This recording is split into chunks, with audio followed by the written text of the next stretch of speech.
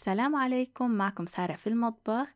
اليوم حنعمل كل الحشوات يلي شايفينهم بالكراب بطريقة كتير سهلة وطريقة تقديم مبهرة. بأنجح عجينة كراب ممكن نعملها بالبيت. حنعمل كراب السوشي بطريقة أفخم من الكافيات والمطاعم، طعم كتير لذيذ، وحتشوفوا قديش هيك الطريقة بسيطة وما بتاخد معنا وقت كتير، بس النتيجة مبهرة كتير مناسبة للجمعات وللمناسبات وقعدات العيلة. حينبهروا ضيوفكن وعيلتكن بهيدي النتيجة الحلوة وبهالطعم الطيب. خلونا نبلش دغري.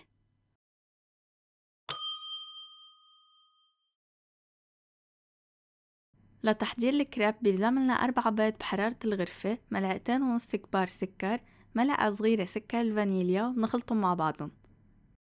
وبس ينخلطوا منضيف عليهم 2 كوب حليب سائل بحرارة الغرفة مع 3 ملاعق كبار زبدة مدوبينها على جنب ورشة ملح.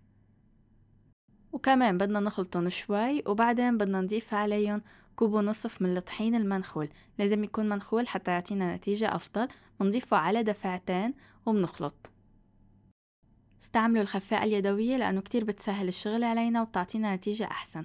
هلأ بعد ما نخلط الكمية كلياتها ونحصل على قوام متجانس، بدنا نصفي خليط الكريب.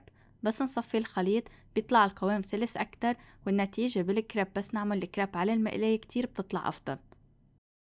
والخطوة التانية بعد ما نصفيه منغطي عليه وبنتركه بالبراد لمدة 30 دقيقة حتى يرتاح الخليط عنا. كمان كتير بيأثر على النتيجة وبيعطينا كتير نتيجة أحسن.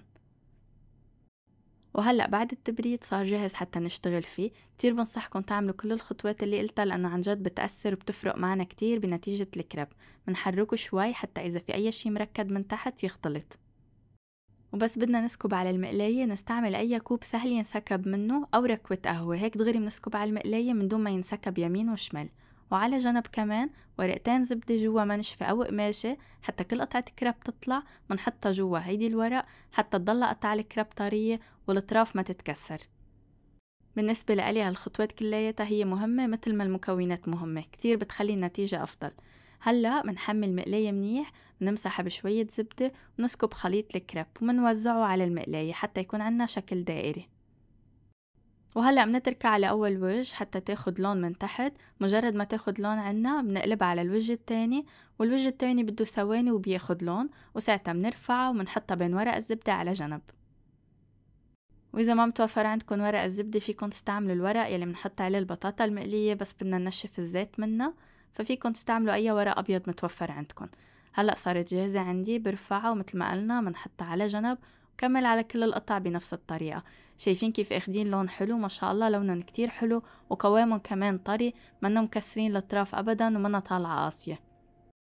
وهلأ بعد ما خلصنا الكريب بس باقي علينا نعملون قطع سوشي ونقطعهم ونقدمهم. أول حشوة حأعملها هي نوتيلا وبراونيز.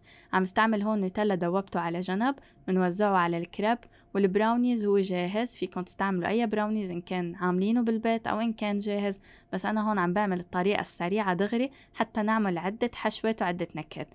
منقطع الأطراف، من بعد منقطع الأطراف منقطع قطع سوشي تكون متساوية ومنحطها بالسوشي بوت أو سفينة السوشي، وإذا ما متوفرة بأي صحن تقديم بيطلعوا كتير كمان حلوين. تاني حشوة نوتيلا وموز. قطعة الموز منشيل اطرافها وبدنا الجزء يلي عم نستعمله يكون جالس، ما يكون كتير معوج حتى نقدر نقطع الرول بشكل حلو ويطلع شكله متناسق. وتالت حشوة حنعملها هي زبدة اللوتس مع بسكويت اللوتس. زبدة اللوتس مندوبها على النار، على نار كتير هادية مثل النوتيلا، بيتذوبوا بنفس الطريقة بمقلية أو طنجرة صغيرة على نار كتير هادية لمدة ثواني وبصيروا دايبين عنا. ما لازم نشد عليهم لأنه بصيروا بيقصوا. هلأ بعد ما لفيتها قطعتها بنفس الطريقة مثل ما قطعت الرولات اللي قبل، كمان بحطها جنبهم وبصفها. وهون الحشوة نوتيلا مع أوريو مطحون خشن هو بالكيس دغري، بفتفته هو بالكيس من دون أي ماكينة، وقطع فراولة صغار مقطعين قطع صغيرة. حاولوا تكتروا الفراولة والأوريو بيعطونا طعم كتير طيبة. وهلأ كمان حنعمل مربى المشمش مع الكيك السادة. كيف بناكل نحن الكيك بالعادة ونحط عليه شوية مربى، هون نفس الشي بالكريب. كتير طلعت طعمتها طيبة. يعني أنا بس هيك كنت عم فكر إني أعملها، حسيتها شوي غريبة أول شي إنه كيك ومربى جوا الكريب، بس عن جد كتير طلعت طيبة. يعني مثل ما بنحط نحن البراوني جوا الكريب، هيدي كمان طلعت لذيذة. وهون عم بعمل الكريب سادة بالنوتيلا من دون أي شي. بصيروا هول بيعتمدوا إنه نحن نزينهم نحط عليهم اللي نحن بدنا إياه.